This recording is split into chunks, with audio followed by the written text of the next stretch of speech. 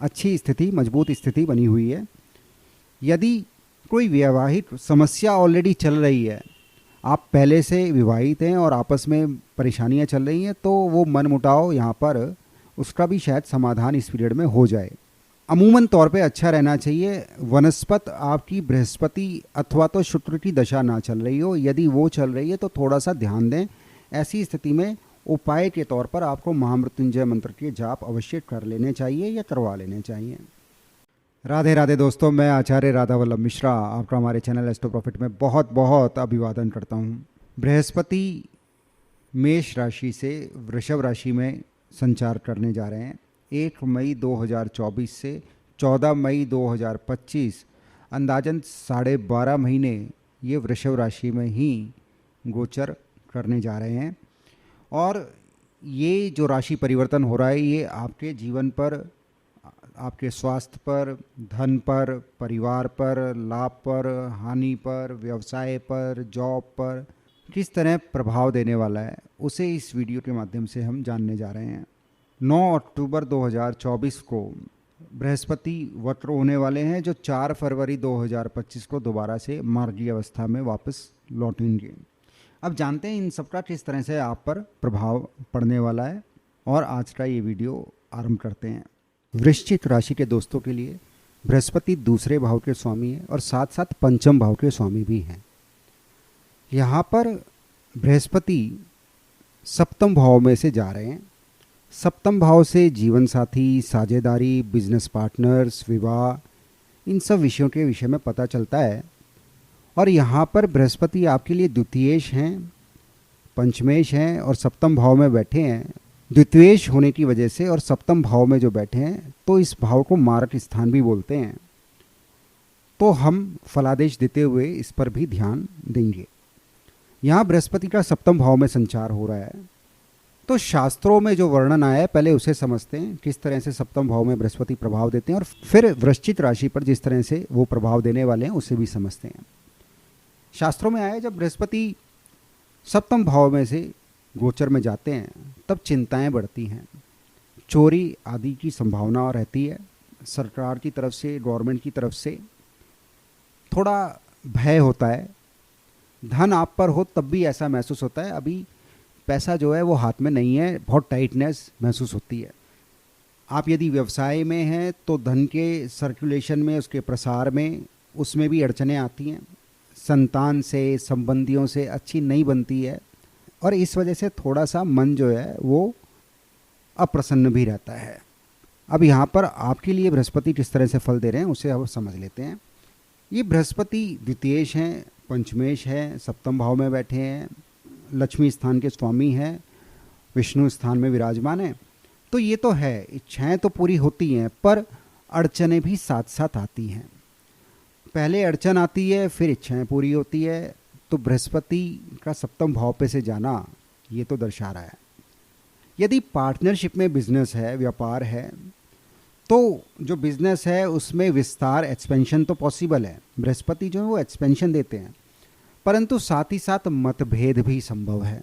यदि इस पीरियड में आप चाहते हैं पार्टनरशिप में बिजनेस हो जाए, कोई साझेदारी हो जाए, तो उसमें बुराई नहीं है।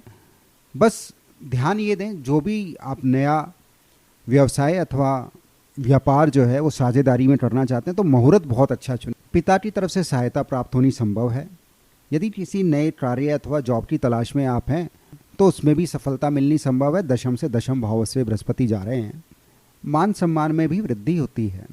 जो अविवाहित हैं और विवाह हेतु अपने लिए वर अथवा वधू ढूंढ रहे हैं, तो वहाँ पर शुभ परिणाम प्राप्त होने की संभावना है। विवाह होने की अच्छी स्थिति, मजबूत स्थिति बनी हुई है। यदि कोई वैवाहिक समस्या ऑलरेडी चल रही है, आप पहले से विवाहित हैं और आपस में परेशानियां चल रही हैं, तो वो मनमुटाव यहाँ पर उसका भी शायद समाधान इस पीरियड में हो जाए। दाम्पत्य जीवन में स्थिति मिली जुली है, पर फिर भी जो लाइफ पार्टनर अथवा बिजनेस पार्टनर है उससे ओवरऑल सहायता तो मिलनी है। इस पीरियड में कोई पुरस्कार अथवा सम्मान भी शायद मिले। स्वास्थ्य अमूमन तौर पे अच्छा रहना चाहिए। वनस्पत आपकी बृहस्पति अथवा तो शुक्र की दशा ना चल रही हो, यदि वो चल रही है तो थोड़ा सा ध्यान दें। ऐसी स्थिति में उपाय के तौर पर आपको महामृत्युंजय मंत्र के जाप अवश्य कर लेने चाहिए या करवा लेने चाहिए। यदि कोई भी पाप ग्रह की दशा अथवा मार्केश की दशा नहीं चल रही है, तो यदि पहले से कोई बीमारी है तो उससे भी आप बाहर आने वाले हैं। इस समय में अच्छी बात यह, पंचमेश होकर जब सप्तम में बृहस्पति और प्रथम भाव पर दृष्टि दे रहे हैं, तब आपकी जो निर्णय लेने की क्षमता है उसमें अभूतपूर्ण वृद्धि होनी है। आप आने वाले समय में अपने भविष्य को सुरक्षित करने के लिए बहुत अच्छे और सुदृढ़ निर्णय इस समय में लेने वाले हैं। ऑफिस में बॉसेस से, जो आपके वरिष्ठ हैं, उनसे भी संबंध जो है वो सौहार्दपूर्ण रहने वाला है, अच्छा रहने वाला है। बृहस्पति की लाभ भाव पर दृष्टि है तो उसका शुभ परिणाम ये है कि लाभ और आय में वृद्धि होनी है, नए मित्र बनने वाले हैं और उनसे भी पूरा साथ और सपोर्ट मिलने वाली है। हमने पहले भी बोला बृहस्पति प्रथम भाव पर दृष्टि दे रहे हैं तो शरीर, स्वास्थ्य, इम्यूनिटी, चरित्र, इन बातों का जो विचार जो है वो प्रथम भाव से किया जाता है। तो यहाँ पर बृहस्पति की स्थिति बहुत अच्छी नहीं है, हमने ऑलरेडी उपाय बता दिया है। बृहस्पति की तीसरे भाव पे जो दृष्टि पड़ रही है, वहाँ पर बृहस्पति अपनी नीच राशि मकर पर दृष्टि दे रहे हैं, जो शनि की राशि है। तो काम से संबंधित थोड़ी बहुत चुनौतियाँ बढ़नी संभव है, थोड़ा बहुत तनाव भी संभव है, भाई बहनों से भी थोड़ा बहुत तनाव हो जाए, ऐसी भी स्थिति है। पर फिर भी बृहस्पति की दृष्टि जो है वो अच्छी, पवित्र मानी जाती है। तो आपके साहस में तो ये फिर भी वृद्धि देते हैं। भाई बहनों से बीच बीच में थोड़ा मन मुटाव, थोड़ा प्यार, ये ऐसे ही चलते रहने वाला है, इसमें उतार चढ़ाव भी रहने वाला है। छोटी मोटी यात्राओं पे भी शायद जाना पड़े, रेजिडेंस चेंज हो जाए, जॉब बदल जाए, ट्रांसफ़र हो जाए, स्थानांतरण हो जाए, ऐसी भी संभावना इस पीरियड में बनी हुई है। अब बात आती है उपाय। यहाँ छोटा सा उपाय है, आप छोटा सा पीला वस्त्र लें, उसमें सैफ्रॉन केसर भर दें और आप उसे अपने साथ हमेशा रखें तो बृहस्पति के शुभ परिणामों में वृद्धि होगी।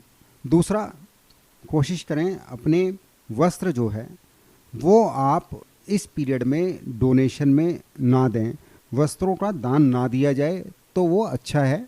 हाँ, यदि आप दान देना चाहते हैं, आपके जो कुल पुरोहित हैं उनकी सेवा में दान दें, वो बहुत अच्छा है, उन्हें वस्त्र आदि दान दें। एक बार फिर से मैं आपको बता दूं, यदि आपकी जन्मपत्री में द्वितीयेश अर्थात बृहस्पति की दशा चल रही है, सप्तमेश अर्थात शुक्र की दशा चल रही है, या कोई ऐसे प्लैनेट की दशा चल रही है दूसरे या सप्तम भाव में बहुत ही पीड़ित अवस्था में है, या बहुत ही क्रूर प्लैनेट है, या अशुभ ग्रह है, तो ऐसी स्थिति में मैं फिर से आपको याद दिला दूं, महामृत्युंजय मंत्र का जाप अवश्य ही करना चाहिए। हो पाए तो 5 माला रोज आप स्वयं ही करें तो बहुत अच्छा, 5 ना हो पाए तो 3 ना हो पाए तो 1 माला तो अवश्य होनी ही चाहिए। फिर भी यदि आपको समय नहीं मिल रहा तो आप किसी ब्राह्मण द्वारा भी ये अनुष्ठान करवा सकते हैं। और यदि स्वास्थ्य संबंधी समस्या आ रही हो और ना भी हो पाए तो यथासंभव रुद्राभिषेक कराना ही चाहिए। शिव मंदिर में जाएं, वहाँ रुद्राभिषेक कराएं, अपने यहाँ पर रुद्राभिषेक करा लें। और ये प्रदोष पे हो जाए तो बहुत अच्छा, सोमवार हो जाए तो अच्छा, और यदि ऐसा नहीं भी हो पा रहा तो हर महीने हो जाए, या अथवा 3 महीने में, त्रैमासिक में तो होना ही चाहिए, 3 महीने में एक बार जो है वो आप रुद्राभिषेक कराते रहें, तो उससे अशुभ फलों के परिणामों में न्यूनता आएगी और शुभ फलों के परिणामों में वृद्धि होगी। आशा है वृश्चिक राशि के जो हमारे मित्र हैं उनको आज की इस वीडियो से बहुत लाभ होने वाला है, और बहुत जल्दी नई वीडियो में फिर से भेंट होगी। तब तक के लिए राधे राधे।